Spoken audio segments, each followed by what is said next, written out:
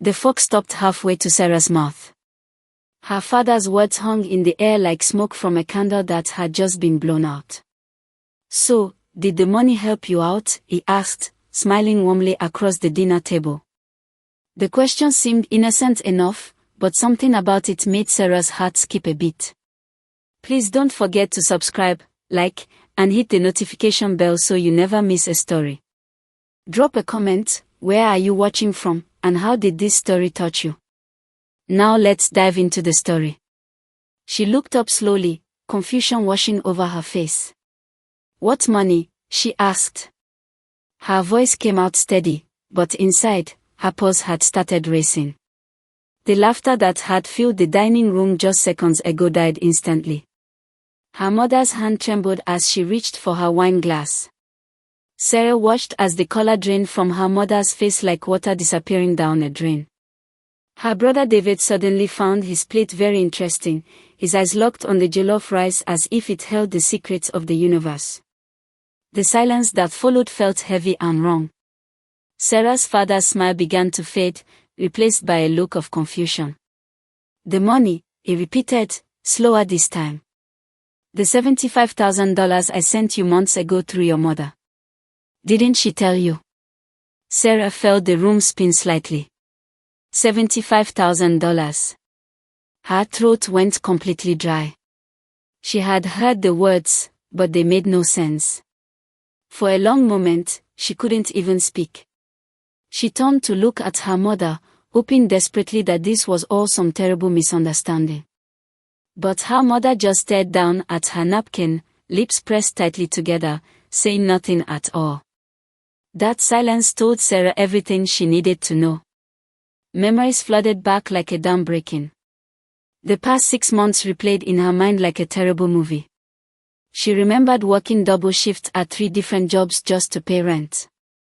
She remembered selling her beloved car, the one gift she had saved for years to buy. She remembered nights when she skipped dinner because there wasn't enough money for both food and electricity. She remembered crying on the phone to her mother, begging for help, and being told there was nothing to give. And all that time, her father thought he had saved her. He thought the money had reached her. He thought she was okay. Something inside Sarah's chest felt like it was breaking into 1,000 pieces. Her hands began to shake.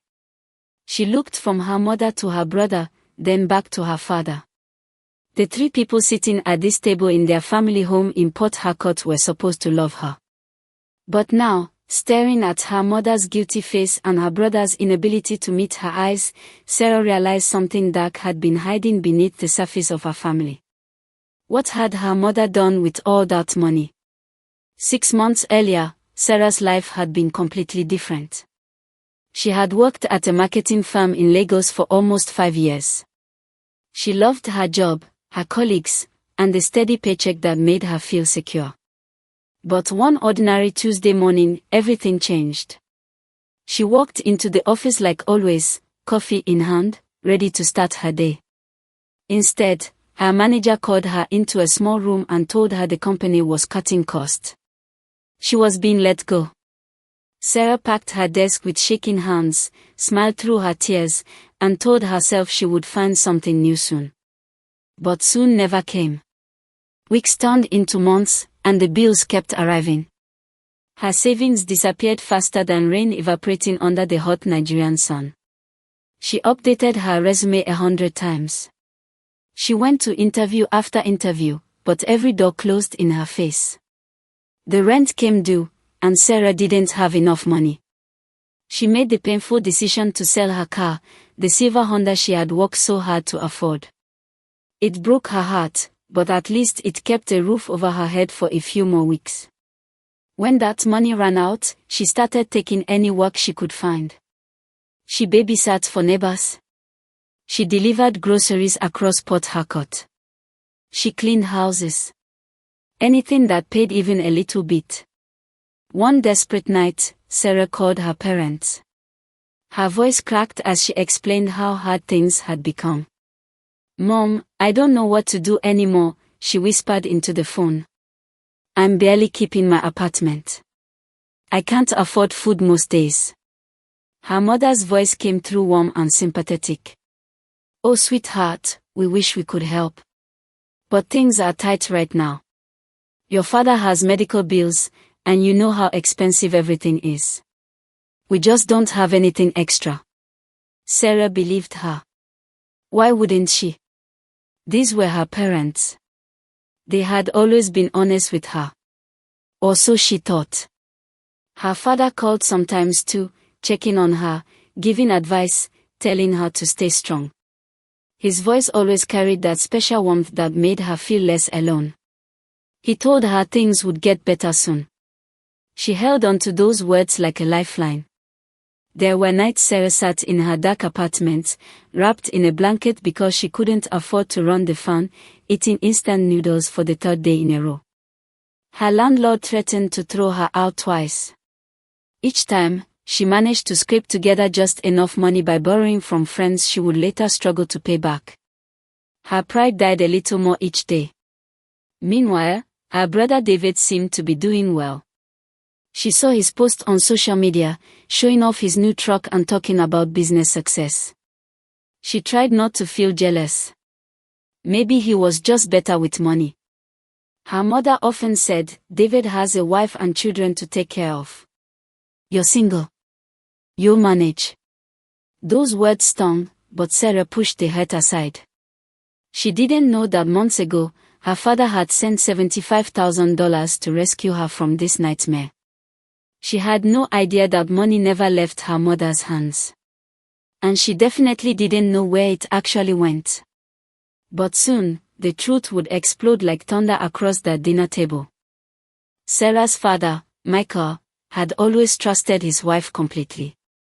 He wasn't the type of man to check bank statements twice or ask for receipts. When he told his wife Grace to do something, he believed she would do it.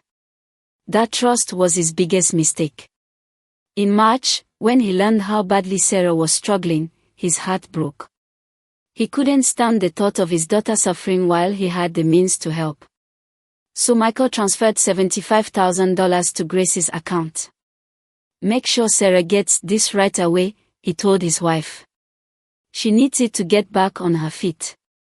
I want this to be a surprise for her, something that will lift her spirits."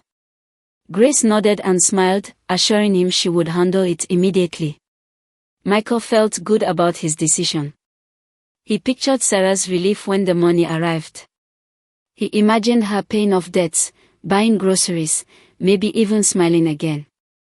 But Grace never sent the money to Sarah. Instead, she saw an opportunity. Grace had always protected David, her firstborn son. No matter what trouble he got into, she found ways to excuse it. When he dropped out of university, she said he was finding his own path. When his business ideas failed and left him in debt, she said he just needed one more chance.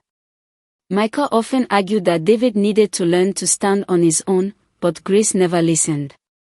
When the $75,000 arrived in her account, Grace called David immediately. "Your father sent this money for Sarah," she told him over the phone. "But I think you need it more. You have a wife and 2 children to feed. You have business responsibilities. Sarah is young and single. She'll find her way eventually." David didn't hesitate for even a second. He agreed and took the money, promising he would pay it back someday. That day never came. David used the money like it was a gift from heaven.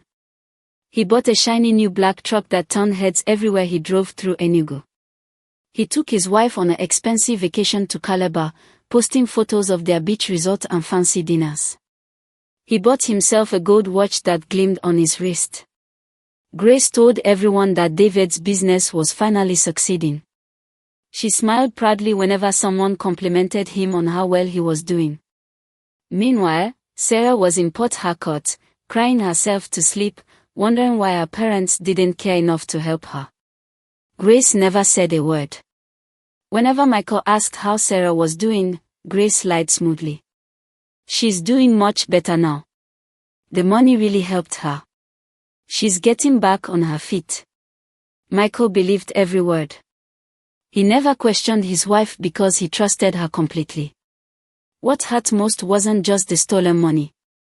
It was that Grace watched her own daughter fall apart and didn't even flinch.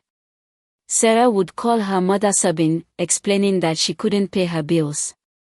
Grace would respond with fake sympathy, saying, "Oh, just be patient, dear. Things will work out." All while knowing that David was driving around in a truck bought with Sarah's lifeline. It wasn't just a lie. It was a betrayal that cut deeper than any knife. Grace had chosen one child over the other, not out of love, but out of habit. She had always favored David.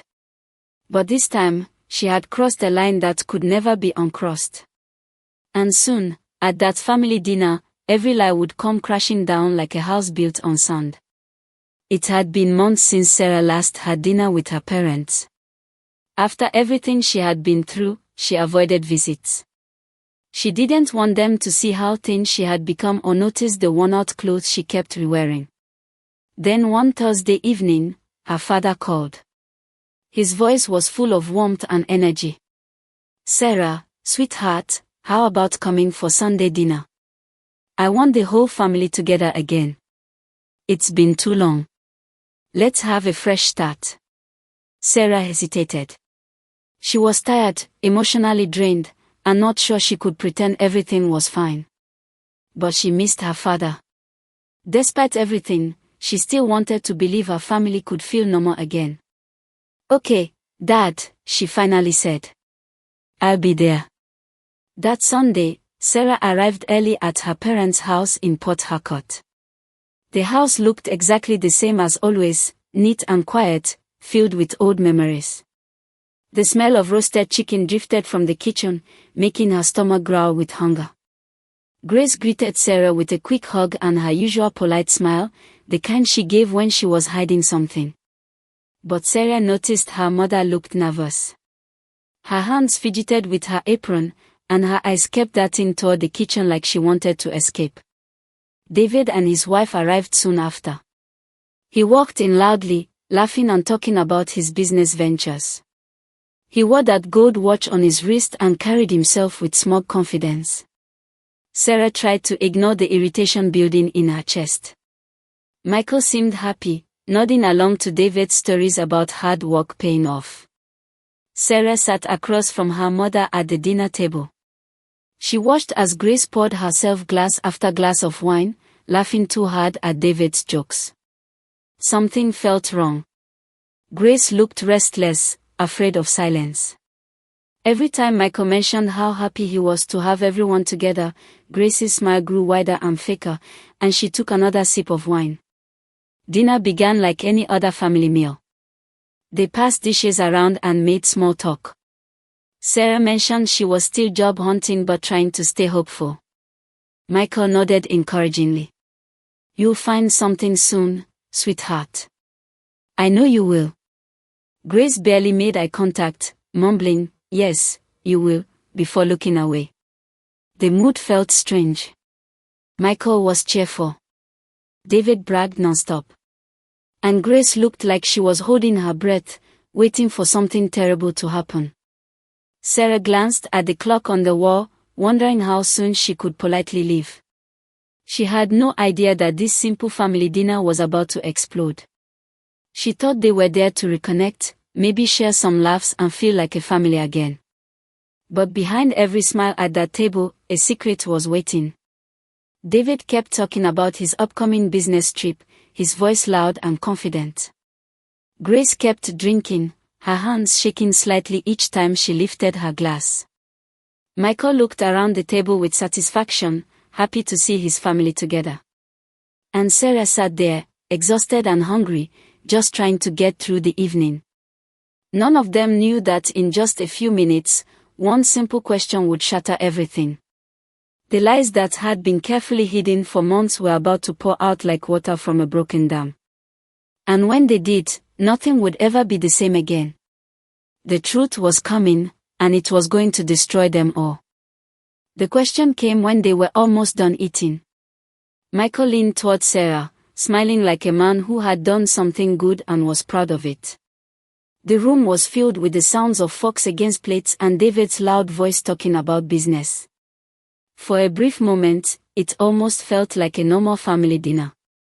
Then Michael spoke those words that changed everything. "So, did the money I sent help you get back on your feet?" Sarah's fork froze in midair. The words didn't make sense. She looked up at her father, confused. "What money?" she asked slowly. Her voice was calm, but her heart started pounding like a drum. The laughter died instantly. David stopped chewing mid-bite, his body going stiff. Grace's hand shook so badly that she nearly dropped her wine glass. The color drained from her face like someone had pulled a plug. Michael's smile faded as confusion flickered across his face. "The money," Michael repeated, softer now, like he thought Sarah was joking. "The $75,000 I sent you through your mother. I figured it helped you settle your bills and get back on track." Sarah blinked, trying to process what she was hearing. $75,000. Her stomach twisted into knots.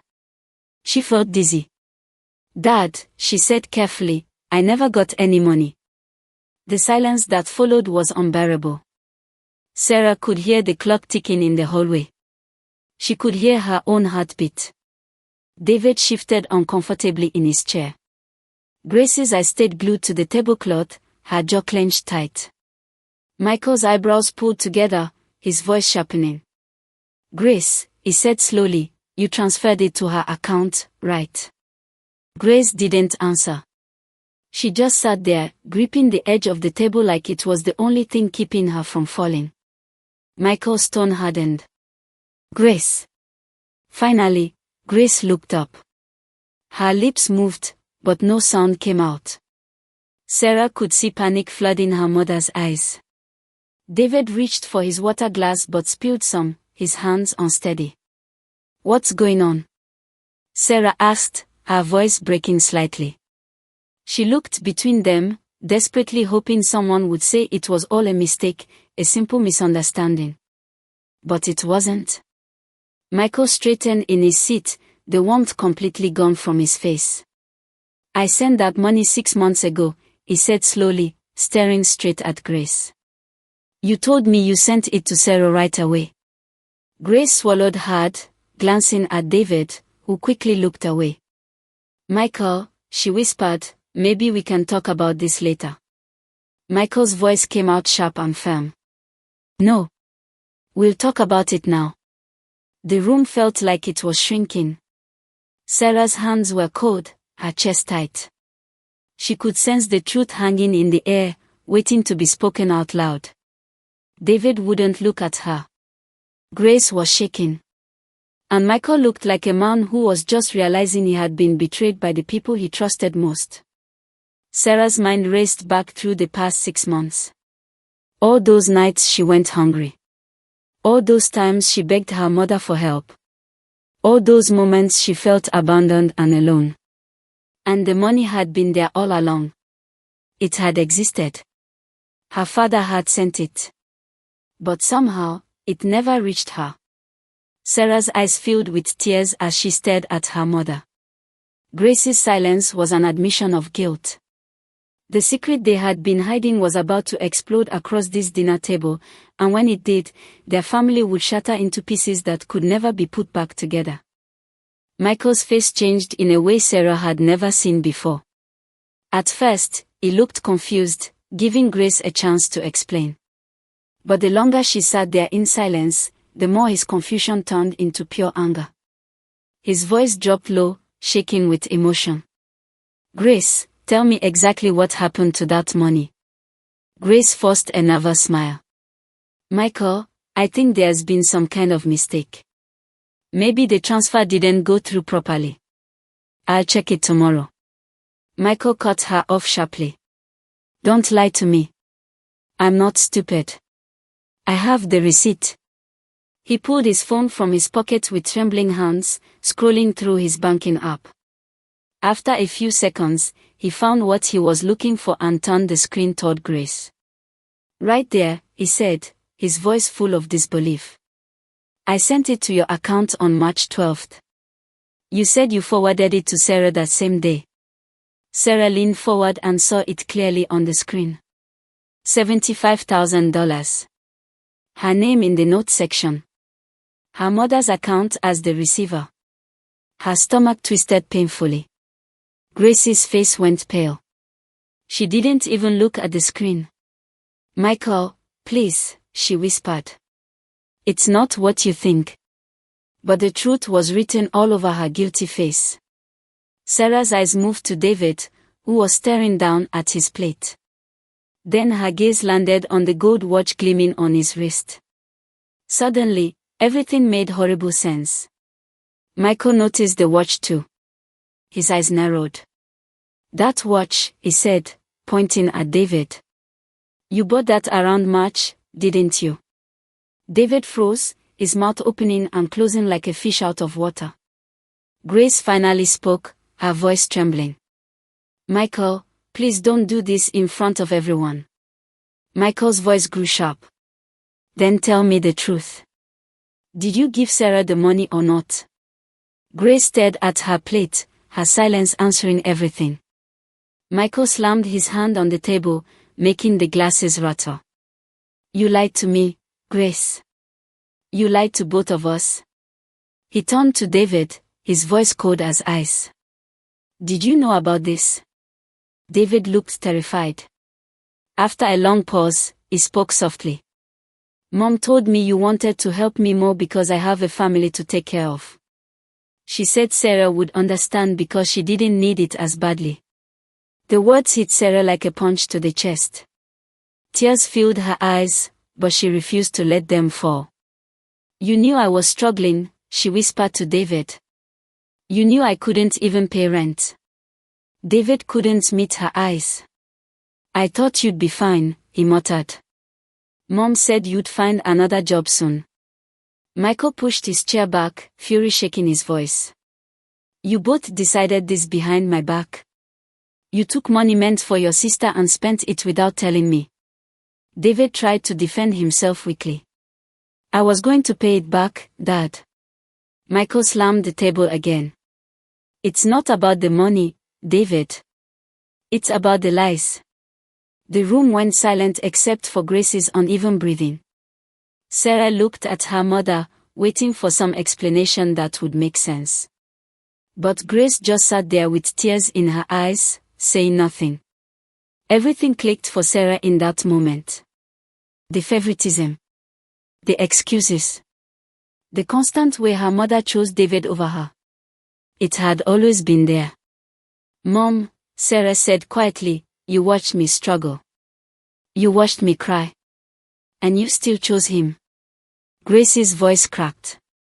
"I was only trying to protect him. He has a wife and 2 kids. You're stronger, Sarah." Sarah let out a bitter laugh. "You didn't protect him. You ruined both of us." Michael stood up, his face red with anger. "I can't believe I ever trusted either of you," he said, pointing toward the door. "Get out. Both of you. Now." Grace and David left in shock and shame. The door slammed behind them, and silence filled the house. A week later, Michael appeared at Sarah's apartment with an envelope containing the full $75,000. "It was meant for you," he said gently. He told her he had filed for divorce and made Sarah the executor of his will. "I should have protected you," he said, tears in his eyes. Months passed. Sarah bought a small, peaceful house in Abuja with the money. Her father visited often, and their relationship grew stronger through honesty. David's business collapsed. Grace moved away after the divorce.